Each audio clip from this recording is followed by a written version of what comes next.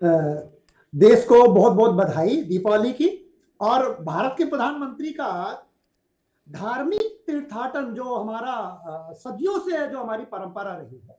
देखिए, तीर्थाटन से भारतीय डरता है, लेकिन अगर उसमें धर्म जुड़ जाता है तो हमारे माता पिता भी हमें केदारनाथ और बद्रीनाथ जाने की अनुमति दे देते हैं। लेकिन अगर हम ट्रैकिंग पर जाने के लिए कहें तो हमारे माता पिता हमें वहां जाने की अनुमति नहीं देते जी। तो इसलिए भारत के प्रधानमंत्री जी अच्छी तरह जानते हैं कि अगर इस देश को जोड़ना है तो सीधी सी बात है, धार्मिक उन्नयन, धार्मिक स्थानों का उन्नयन करना होगा। और दूसरा, अगर भारत को विश्वगुरु बनना है तो अपनी संस्कृति पर, अपने धर्म पर उसे गर्व करना सीखना होगा। लेकिन अब गर्व करने सीखने के लिए हमें अपने उन स्थानों को जो हमारे देश की आत्मा है उनको विकसित करना होगा, जिससे ज्यादातर लोग वहां तक पहुंच सके। तो जो काम हो रहा है ये न केवल धार्मिक तीर्थाटन को बढ़ाएगा जी, बल्कि विश्व में भारत की जो सांस्कृतिक पहचान है उसको नोटिस कराएगा। जब भारत के प्रधानमंत्री जा रहे हैं, आज हम लोग सुबह सुबह बैठ के बात कर रहे हैं ना केदारनाथ बद्रीनाथ जी पर। जी, आपको पता हो, कल ही मैं आपके टीवी 9 का प्रोग्राम देख रहा था रात में, उसमें बताया गया कि जैसे मोदी जी केदारनाथ या बद्रीनाथ जी जाते हैं वैसे ही दर्शकों की या हमारे भक्तों की संख्या बहुत बढ़ जाती है। तो जब देश का प्रमुख व्यक्ति, विश्व का एक नेता अगर केदारनाथ जी बद्रीनाथ जी जाते हैं तो उससे न केवल हमारी धार्मिक और सांस्कृतिक पहचान मजबूत होती है बल्कि उत्तराखंड को आर्थिक लाभ भी मिलता है। जी। तो इससे भारत में धर्म और अर्थ जुड़े हुए हैं, इनको अलग नहीं कर सकते। बिल्कुल। अरविंद जय तिलक साहब, पहला रिएक्शन आपका भी। भविष्य जी, देखिए, प्रधानमंत्री जी का उत्तराखंड दौरा जो है कई संदर्भ आती है कि प्रधानमंत्री, देखिए कितना अच्छा योग पंडित जी बता रहे हैं कि कार्तिक मास और एकादश का दिन, इस दिन प्रधानमंत्री पहुंचे। मतलब दीपोत्सव या दीपावली जो हम मनाने जा रहे हैं उस त्योहारी सीजन की शुरुआत हो रही है और बहुत अच्छे एक योग में प्रधानमंत्री पूजा कर रहे हैं। त्यागी जी, आप ये समझिए, मैं बार बार कहता हूं कि जब एक संत शासक बनता है तो उसके दो अर्थ होते हैं। पहला अर्थ है कि इसका मतलब है देश के जो सामान्य लोग हैं वो शासन को संभाल नहीं पा जी। और दूसरा अर्थ यह है कि जब वो शासक बनेगा तो सबको संभाव से देखे। तो मुझे लगता है मोदी जी वहां जा करके यही भगवान शिव से मांगते होंगे कि हे प्रभु, मुझे इतनी शक्ति दीजिए कि मैं राष्ट्र को समभाव से आगे बढ़ा सकूं। जी। और उसका जो परिणाम उनके नारों में दिखाई देता है, सबका साथ, सबका विकास, सबका विश्वास। क्योंकि भगवान शिव के लिए, ऐसा हमारा या हम सबका मानना है कि भगवान शिव के लिए कोई धर्म से परे है व्यक्ति। जी। शिव से बड़ा तो कोई नहीं है ना, न हिंदू, न मुस्लिम, न सिख, न ईसाई, न जैन, न पारसी, न यहूदी। तो जब भगवान शिव से मोदी जी कुछ मांगते होंगे, क्योंकि मांगते जरूर होंगे, क्योंकि हमारी प्रवृत्ति है, हम ईश्वर के पास जाते हैं तो कुछ तो मांगते हैं। जैसे हम माता पिता के पास बच्चा आता है प्यार से कि पापा बहुत अच्छे हैं, समझ लो कोई डिमांड करेगा वो। जी। तो मोदी जी जब जाते होंगे, मैं सोचता हूँ कि काश मैं उनके मन की बात पढ़ पाता, लेकिन एनालिसिस के आधार पर बताता हूँ कि वो जरूर मांगते होंगे कि भारत का वो गौरवमय इतिहास वापस आए जो मौर्य काल में था, भारत का वो गौरवमय इतिहास वापस आए जो गुप्ता एरा में था। अगर हो सकता है वो ये भी मानते हो कि मध्यकाल में जो शाहजहां के समय में था, तो वो इरा भी, उस गोल्डन इरा को, जिससे संतुलन बना रही है, न लगे कि और हिंदू इरा की बात कर रहा हूं मैं। तो कुल मिला के भारत के जब जब भी समृद्धि के बिंदु रहे हैं तो ईश्वर से वो मांगते हैं और उसके बाद अपनी नई ऊर्जा के साथ उसे देश को आगे बढ़ाने में लगाते हैं। आप देखिए, कल अभी मैं बयान पढ़ रहा था इंडियन एक्सप्रेस में, ये बहुत बड़ा बयान है जो सेक्रेटरी जनरल है यूएन के, उन्होंने मुंबई में एक बयान दिया था जी। कि दुनिया को टेररिज्म को गुड और बैड टेररिज्म से अलग हटके देखना होगा। ये भारत की बहुत बड़ी सफलता है जी। क्योंकि यही बात भारत दशकों से कहता आ रहा है और यूएन के हेड को भारत की भूमि से उन्होंने स्वीकार किया। तो ये भारत की जो शक्ति है, ये हमारे नेता की जो शक्ति है, ये शक्ति कहां से प्राप्त है? ये शक्ति भगवान शिव से या हमारे जो अपने स्पिरिचुअल केंद्र है, तो उससे ये शक्ति मुझे लगता है कि मिलती है। और मोदी जी कुछ कमियों के साथ, देखिए कोई भी व्यक्ति सत्ता में होता है उसमें 100 कमियां गिनाई जा सकती, मैं भी गिना सकता हूं, जी लेकिन आज वो समय नहीं है। आज बात ये है कि वो जो गए हैं शिवालय में, मैं भी वहां दर्शन करके आया हूँ, बहुत अच्छी जगह है, मेरी पत्नी वहीं पर पोस्टिंग थी, पास में ही, चमोली डिस्ट्रिक्ट में ही जी एक जगह है ग्वालदम, तो उस जगह में मैंने 2 वर्ष बिताए हैं बहुत अच्छी तरह से, मैंने भी गृहस्थ रहते हुए जितनी तप करना है मैंने किया है। जी तो वो जो वहां गए हैं उसका अपना बड़ा महत्व है, और ये महत्व हमें आर्थिक राजनीतिक दोनों रूप से मजबूत करेगा। ठीक है सर। अरविंद जयतिलक साहब, एक सवाल मेरा है, क्योंकि देखिए प्रधानमंत्री की पोशाक बड़ी इंटरेस्टिंग है, और जो एक उत्तराखंड की सांस्कृतिक पोशाक की तरह ये दिखाई दे रही, जो प्रधानमंत्री नरेंद्र मोदी ने पहनी हुई है, उनके इस पोशाक पर स्वास्तिक का चित्र जो वो है, चिन्ह भी है, वो भी अंकित है। जी एक्चुअली टैकी जी मैं आपको बताऊं, आपने एक प्रश्न और किया था धार्मिक महत्व का, मैं पहले वो बता दूं। जी जो केदारनाथ जी का मंदिर है, जो पांडवों की पत्नी थी द्रौपदी, उनका बड़ा मन चला कि भगवान शिव के ताजे ब्रह्म कमल से हम पूजा करें जी जा, तो वो भीम आकर के उनको लेकर के आया। भीम उन्हें बहुत प्यार करते, तो उनकी हर इच्छा पूरी करते थे। तो जो ये शिवलिंग है, अनगढ़ शिवलिंग है जो पिंडी के रूप में, इसको भीम ने स्थापित किया था, क्योंकि ब्रह्म कमल वहां तक जाते हैं इंद्रप्रस्थ तक तो मुरझा जाते। जी तो इसलिए ये जो मंदिर स्थापित है भगवान केदारनाथ जी का, ये माना जाता है, जो इतिहास में मैंने पढ़ा है, कि द्रौपदी ने भगवान शिव को प्रसन्न करने के लिए भीम के सहयोग से ये मंदिर स्थापित किया था, और पास में ब्रह्म कमल मिलते हैं, उससे ताजा ब्रह्म कमल से पूजा की गई थी। जी तो भगवान शिव पहले से रहते थे पिंडी रूप में, ये भगवान शिव की स्थापना यहाँ की गई थी।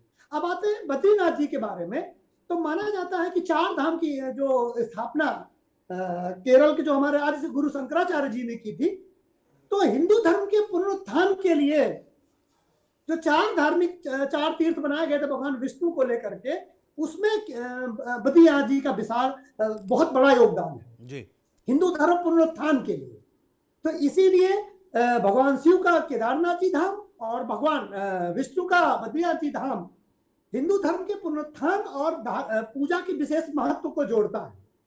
एक तरफ भक्त जो है, यानी द्रौपदी जैसी भक्त जो है, उनका एक चिंतन है, एक तरफ हिंदू धर्म के पुनरुत्थान का चिंतन है। अब बात आते हैं मोदी जी के वस्त्र की। देखिए स्वास्तिक का जो चिन्ह दिखाई दे रहा है, ये हमारा आदि चिन्ह है भारतीय संस्कृति का। जी ये सिंधु घाटी सभ्यता में सबसे पहले दिखाई देता है, दुनिया की ओल्डेस्ट सिविलाइजेशन। ये इसमें जो बिंदु है, जो जैसे इसकी डिजाइन है, ये साइंटिफिक है, ऊर्जा का केंद्र है। तो ये दुनिया के आदि चिन्हों में सबसे पुराना चिन्ह है। और जब भारत का प्रधानमंत्री आज देखिए, वो आदि चिन्ह संपूर्ण विश्व देख रहा हो जी आज जो आदि चिन्ह है, जो हम भूलते जा रहे थे उस चार्ट, आप देखो ये स्वास्तिक का चिन्ह है, शुभ का चिन्ह है, शक्ति का चिन्ह है। ये आज संपूर्ण विश्व भारत की संस्कृति को, जो सिंधु घाटी सभ्यता से कम प्रमाणिक रूप से हमें दिखाई देती है, 5000 साल की पुरानी संस्कृति, ओल्डेस्ट सिविलाइजेशन। और त्यागी जी इसका मतलब आप समझिए, ये जो शिव का चिन्ह है, स्वास्तिक का चिन्ह है, ये बताता है कि दुनिया को जीरो हमने दिया जी ये बताता है कि दुनिया को कपड़े हमने पहना है जी क्योंकि इंडस वैली सिविलाइजेशन में कॉटन सबसे पहले हमने बनाया था। ये बताता है कि दुनिया का जो पहला शहर, ऑर्गेनाइज सिटी, वो भारत में बना था। ये बताता है कि दुनिया का ऑर्गेनाइज जेनेस सिस्टम वो भारत ने धरती को दिया जी। तो ये केवल ये चिन्ह ये नहीं बताता कि ये एक चिन्ह मात्र है, ये बताता है कि इस धरती में जितने आध्यात्मिक नहीं भौतिक विकास भी जो हुए हैं वो भारत का ऋणी है मनुष्य की सभ्यता। इस धरती में जो कुछ शहरीकरण है, साइंटिफिक डेवलपमेंट है, इस चिन्ह में छुपा हुआ है, ये आदि चिन्ह है। बिल्कुल। तो शायद मैं अपने दर्शकों को ये बात बता पाया हूं कि इस चिन्ह का महत्व क्या है।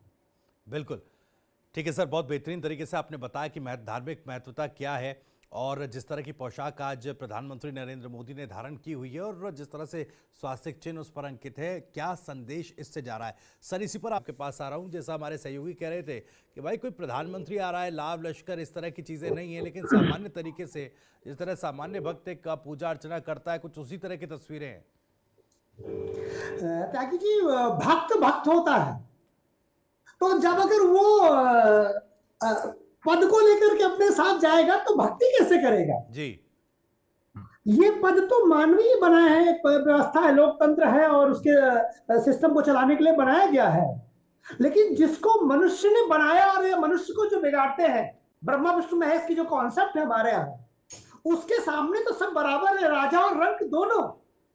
और वैसे भी जो भारत का प्रधानमंत्री हैं वो तो संत हैं। दूसरा, जैसे 2 वर्ष तक मोदी जी यही इसी केदारनाथ में रहते थे। एक जगह है चट्टी करके कोई जगह है, वहां पर वो बैठे चाय पिया करते थे। सोचा करते होंगे जब अभी वो मूव करते होंगे तो उनको लगता होगा कि कितना बड़ा रास्ता मैं तय करके आया हूं।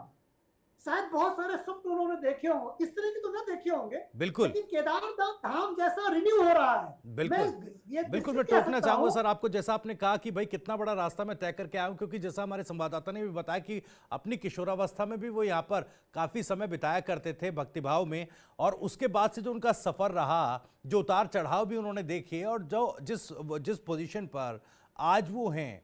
देखिए सर, एक चीज काफी महत्वपूर्ण हो जाती है कि आपने कहा था पहले कि धर्म और अर्थ जुड़ा हुआ है, लेकिन आध्यात्म के साथ साथ विकास को किस तरह से आगे बढ़ाया जा सकता है, मुझे लगता है इससे बेहतर वानगी नहीं हो सकती। ताकि जी आप जानिए कि मैं इतिहास का, क्योंकि शिक्षक भी हूँ, पढ़ाता हूँ यूपीएससी के लिए जी, तो मैं आपको बताता हूँ कि जब किसी राजा को किसी शहर को बसाना होता है तो वो शहर नहीं बसाता था जी, वो एक शक्तिपीठ, एक मंदिर या एक वो बड़ा भव्य मंदिर का निर्माण कर देता था जी, उसके बाद शहर अपने आप भारत में बन जाते थे। भारत के जितने आदि शहर हैं जी, उनके केंद्र में आपको मंदिर ही मिलेगा। तो इसलिए अगर हमें आर्थिक विकास करना है तो मंदिर बना दीजिए। मोदी जी वही काम कर रहे हैं जो पुराने समय में था। पहला इसको इस तरह से देखते हैं। दूसरा, आप इस तरह से देखिए कि ये जो मंदिर स्थान है ये मूलभूत समस्याओं से ग्रसित थे। रहने की जगह नहीं, अच्छी सफाई नहीं, अच्छा इंफ्रास्ट्रक्चर नहीं। हम करोड़ों रुपए का हिंदू चढ़ावा चढ़ाते हैं और सरकार ट्रस्ट के रूप में सरकार के पास मैक्सिमम पैसा चला जाता है। तो क्या सरकार की ड्यूटी नहीं कि जो करोड़ों रुपया सरकार उससे अर्न करती है मंदिरों से, उसका कुछ हिस्सा मंदिरों के विकास में लगाए? जी। एक चीज और कह दूं त्यागी जी, शाम तक ये विवाद में आएगा इसलिए मैं कह दे रहा हूं, भारत पंथ निरपेक्ष है लेकिन भारत पंथ विहीन राष्ट्र नहीं है जी। भारत पंथ निरपेक्ष है, यानी भारत अगर कोई नीतियां बनाएगा, भारत का प्रधानमंत्री कोई नीति बनाएगा तो वो पंथ नहीं देखेगा किसी का जी। वो सबके विकास के लिए काम करेगा। बिल्कुल, लेकिन पंथ विहीन नहीं हो सकता त्यागी जी। भारत धर्म के बगैर कैसे रह सकता है? बिल्कुल, ये बहुत महत्वपूर्ण बात आप आलोक पांडे जी कह रहे हैं, क्योंकि देखिए जब इस तरह की चीजों को राजनीति से जोड़ा जाता है तो कहीं ना कहीं बात उठती है कि भाई आप सेक्युलर हो कि नहीं हो। उसका सीधा सीधा जवाब ये है कि भाई हम पंथ निरपेक्ष जरूर है लेकिन पंथ विहीन नहीं है। जी जी जी, तो यही मैं बार बार कहता हूँ त्यागी जी। मैंने इस पे एक पूरा वीडियो बनाया था कि पंथ निरपेक्षता का मतलब क्या होता है जी। पंथ निरपेक्षता, अच्छा आप बताइए, भारत से हिंदू धर्म खत्म किया सकता है क्या? जैन धर्म हटा दें क्या? बौद्ध धर्म हटा दें क्या? इस्लाम धर्म खत्म कर दें क्या? ईसाई धर्म हटा दें? सिख धर्म खत्म किया जा सकता है क्या? पंथ निरपेक्षता का मतलब ये कैसे हो सकता है कि मोदी जी को अपने धार्मिक अधिकार छीन लिए जाए, वो भगवान शिव की पूजा नहीं कर सकते हैं? मोदी जी का एक, जब इंडियन कॉन्स्टिट्यूशन का आर्टिकल नंबर 25 कहता है कि सभी व्यक्ति को अपने धर्म को मानने, आचरण करने, प्रचार प्रसार की स्वतंत्रता है, तो क्या मोदी जी अपने भारत के प्रधान बनते उनका मौलिक अधिकार खत्म हो जाता है जी? क्या भारत का संविधान का अनुच्छेद 25 उनको प्राप्त नहीं है? क्या वो पूजा नहीं कर सकते हैं? तो ये एक गलत बात है। कोई व्यक्ति राजा हो जाएगा तो उसके पांथिक अधिकार कैसे खत्म हो जाएंगे? जी बिल्कुल, और एक जरूरी भी है देखिए, क्योंकि प्रधानमंत्री नरेंद्र मोदी यंगस्टर्स में भी काफी उनकी लोकप्रियता है, और ऐसे में जब वो आध्यात्म को लेकर आगे बढ़ते हैं, अपनी परंपरा और संस्कृति को लेकर आगे बढ़ते हैं, तो जो एक वेस्टर्न, जो एक कल्चर की छवि हम अपने यहाँ पर देखते हैं सर, वो भी कहीं ना कहीं ऐसा लगता है कि ठीक है, युवाओं में भी एक सही दिशा को लेकर आएगा, जिस तरह का माहौल ये चीजें बनाती हैं? त्यागी जी, आप मान के चलिए, यथा राजा तथा प्रजा। जी तो अगर राजा केदारनाथ जा रही तो प्रजा कैसे नहीं जाएगी? और प्रजा में ज्यादातर जो मूव करने वाले लोग, उसमें यंगस्टर्स भी बहुत ज्यादा है। जी। और आपको बताएं, जब मोदी, हम बता रहे ना, इसका महत्व तो ये है कि गूंगे के गुड़ जैसा है। मैं बहुत थोड़ा बता पाऊंगा, महसूस ज्यादा कर पाऊंगा। आप समझिए कि पूरी दुनिया की मीडिया आज केदारनाथ जी को दिखा रही है, बिल्कुल। हम भी उसमें एक है। सुबह जग करके बैठ गए कि आज आपकी वजह से मैं लाइव भगवान बाबा की दर्शन कर पाया। वो जो फीलिंग है, अपने धर्म के प्रति सम्मान, अपने संस्कृति पर अभिमान। लेकिन जब अपने धर्म के सम्मान की बात आती है त्यागी जी, तो हिंदू धर्म कभी नहीं कहता कि दूसरे धर्म से नफरत करो जी। ये हमारे धर्म की दुनिया में एकमात्र ऐसा धर्म है जिसकी विशेषता ये है कि वो कहता है कि सभी पंथों का सम्मान जी। अपने धर्म का सम्मान करते हुए हम कभी किसी दूसरे पंथ का अपमान नहीं करते हैं। एक इसका उदाहरण बता दें, दुनिया में इस्लाम की पहली मस्जिद कहां बनी? मक्का मदीना में नहीं, केरला में जी। यानी हम सभी पंथों के लिए डेमोक्रेटिक है। हिंदू धर्म की छत्र छाया में सारे धर्म स्वतंत्र रह सकते हैं जी। लेकिन क्या दूसरे धर्मों की छत्र छाया में हिंदू धर्म स्वतंत्र रह सकता है? जी। इसकी चिंतन भी जरूरी है। बिल्कुल। तो इसीलिए हमें किसी दूसरे धर्म को नष्ट करने की जरूरत नहीं है, सिर्फ अपने धर्म पर गर्व करने की, अपने धर्म की अच्छाइयों को स्वीकार करने की। और भारतीय संविधान में अनुच्छेद 25 सभी को प्राप्त है, धर्म के प्रचार प्रसार करने की स्वतंत्रता, वो हमें भी प्रयोग करना चाहिए। और आज फिर से केदारनाथ बाबा के धाम पे जाकर के भारत की सांस्कृतिक पताका संपूर्ण विश्व में आज नोटिस की जा रही है। बिल्कुल, पूरी विश्व की मीडिया इन तस्वीरों को जरूर देख रही है। और जो धार्मिक एक कल्चर है, हमारी विरासत है, वो कितनी मजबूत विरासत होती है, ये आप बता रहे हैं। ठीक है सर, मैं लौटूंगा आपके पास, इसके और भी पहलुओं पर चर्चा करेंगे। लेकिन पंडित जी, एक बार आपके पास आ रहा हूँ। युवाओं की हम बात कर रहे थे कि युवाओं को भी एक कहीं ना कहीं प्रेरणा मिलती है। हमारी आध्यात्मिक विरासत क्या है, आध्यात्मिक पहचान भारत की क्या है, उससे कहीं ना कहीं एक तारुफ युवाओं का होता है। वैश्विक स्तर पर भी हम बात कर रहे थे कि पूरा विश्व इन तस्वीरों को देख रहा है। लोग कहते हैं, विपक्षी पार्टियां कहती है, विरोधी नेता कहते हैं, हालांकि विरोध करना देखिए उनका अलग एक राजनीतिक मसला है, लेकिन वो कहते हैं कि भाई प्रधानमंत्री इवेंट मैनेजमेंट बड़ा अच्छा करते हैं। मेरा एक सवाल है, देखिए त्योहारी सीजन है, दीपावली आ रही है, त्योहारी सीजन शुरू हो चुका है, कई विकास परियोजनाओं की सौगात लेकर प्रधानमंत्री उत्तराखंड पहुंचे हैं। तो वाकई अगर इन चीजों का इवेंट ना बने तो फिर किसका इवेंट बनेगा? एक्चुअली कुछ तो कहेंगे लोगों का काम है कहेंगे जी। तो विपक्ष है, जैसा आपने कहा कि विपक्ष का काम है कमियां गिनाना, और जनता ने उन्हें कमियां गिनाने के लिए बैठाया हुआ है। लेकिन प्रधानमंत्री अगर कोई उद्घाटन करने जा रहे हैं तो हवा में तो नहीं करने जा रहे हैं जी। अब बताइए रोपवे बनेगा, मैं गया हूं, कितना दूर रास्ता है पैदल आने में जी। और हेलीकॉप्टर से ही, कल आपका ही डाटा हम TV9 का देख रहे थे कि 1.5 लाख लोगों ने हेलीकॉप्टर से यात्रा की है। तो हर व्यक्ति तो हेलीकॉप्टर का खर्चा बियर नहीं कर सकता, तो क्या भोलेनाथ के लिए कुछ चीजें सुगम ना की जाए जी। तो जब धार्मिक स्थलों का इंफ्रास्ट्रक्चर विकास होता है तो आर्थिक विकास होता है उस राज्य का। जैसे जम्मू कश्मीर में माता वैष्णो देवी केवल धर्म के लिए ही नहीं, जम्मू कश्मीर के विकास के लिए भी बहुत बड़ा योगदान होता है, उससे बहुत बड़ी रेवेन्यू जनरेट होती है जी। उत्तराखंड में चार धाम की, जो उत्तराखंड के लोकल 4 धाम की यात्रा, केदारनाथ, बद्रीनाथ, गंगोत्री, यमुनोत्री, अगर इसका इंफ्रास्ट्रक्चर अच्छा ना हो, कितने लोग अकाल मौत मरते थे, एक्सीडेंट से मरते थे, कितनी आपदाएं आती थी। लेकिन हम तो जाएंगे ना दर्शन करने, तो क्या उनके रास्तों को बेहतर ना किया जाए जी। क्या इंफ्रास्ट्रक्चर डेवलपमेंट ना किया जाए, क्या अपने धार्मिक स्थानों का विकास ना किया जाए? ताकि एक बात और मैं कहता हूं, ये बड़ा संयोग है कि जब जब भारत में मंदिर मजबूत हुए हैं तब तब भारत विश्व गुरु बना है जी। 1000 ईस्वी के पहले देख लीजिएगा, जब जब भारत के मंदिरों पर हमला हुआ है तब तब भारत आर्थिक रूप से उतना समृद्ध कभी नहीं रहा। 1000 ईस्वी के पहले दुनिया की जीडीपी का योगदान भारत का था 35%, 35%।